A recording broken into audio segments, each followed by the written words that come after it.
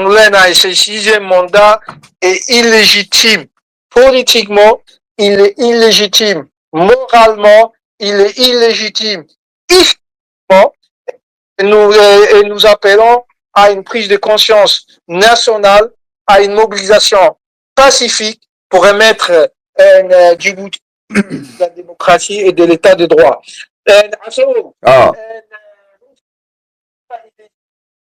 Xisen, كل هذا dadka dhegeystayaashaadu iyo wada malqayaan ku soco si fiican baa lagu maqlaya sax in fursadda ka faa'iideysto oon u diro baaq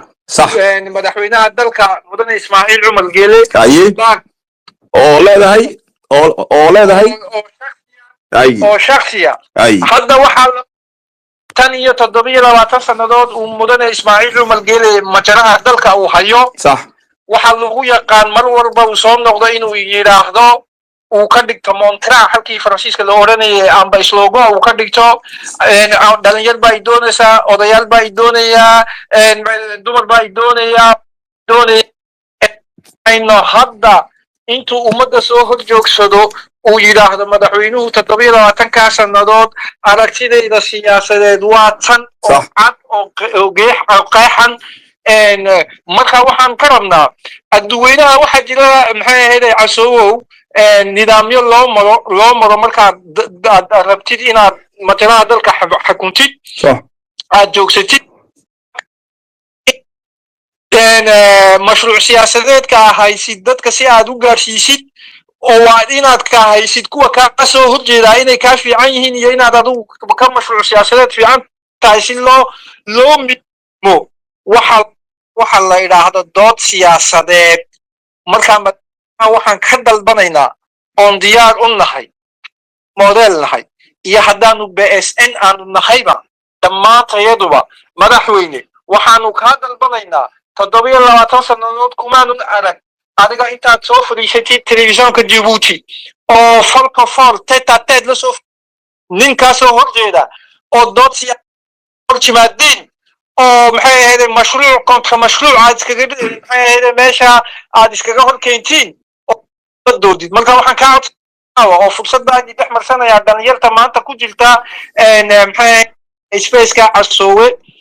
istabaaqa inaad gaarsiisiin inaad noo gaarsiisiin ilaa ma isaga aad u geysiin hadday fursadda loo helo loo tabiyo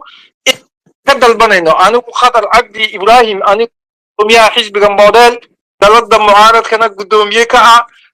Daahir Ahmed Faarax walaalkay oo mucaaradka beeshanisna gudoomiye ka ah Aadan Cabdu saddexdayada ku dalbadaba diyaar waxaan u nahay dood xalaala la soo fariisano fursadda hadduu doonayo diyaar baan nahay weli laguma yaqaanee qabanayaa waad ka horeysa anaku diyaar baan u nahay madaxweynaha waxaan ka codsananaa adiga maxay ahayd aysa soo sharaxay oo diyaar anaku diyaar baan ku nahay doodda inaan kula galno noo fur doodda telefishanka diyaar baan kugu nahay mashruucaaga ka diyaar marxaba gudoomiye jazakallah hadlo maxay ahayd mondaga noqoshada lixaad marka laga hadlo waxaan xasuustaa runtii oraa laga soo minguuriyey Bill Clinton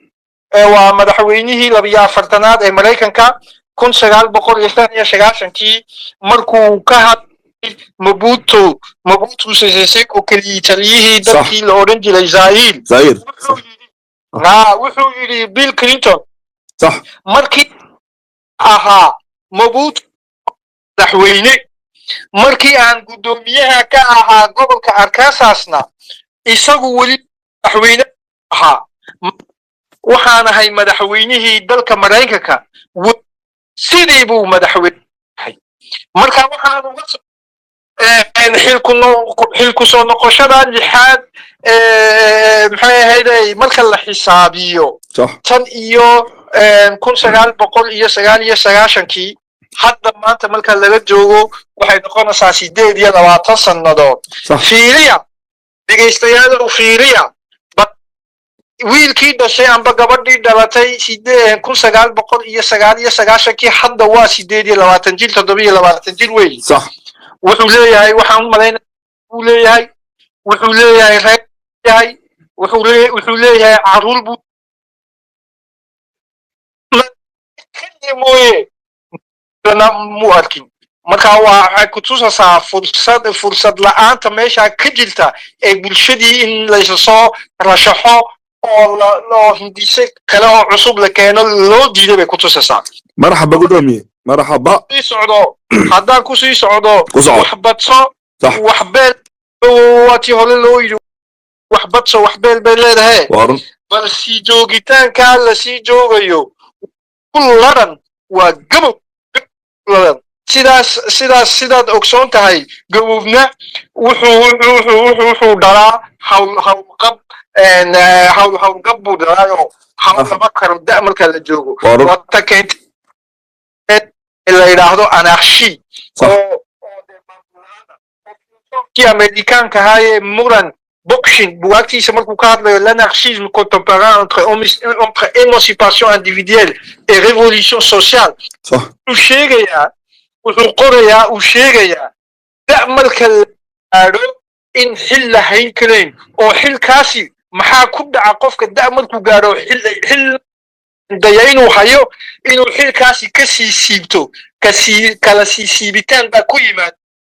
ka sii siibta ayaa la yidhi marka aniga maanta haddaad i weydiisay su-aasha war gudoomiye khadarow siise mondaga sidee u aragtaa aniga waxaan sawiranayaa maanta siise mondaga inaad garanaysiin mooye xayle dabayaaqadii unbaa ii sawirmayaa siduu ku dhammaaday xayle salaasiyena soo lama garanayo sidaa unbaa ii sawirmaya inuu nidaamkana kusii socdo ku dhammaanayo ayaan isleeyahay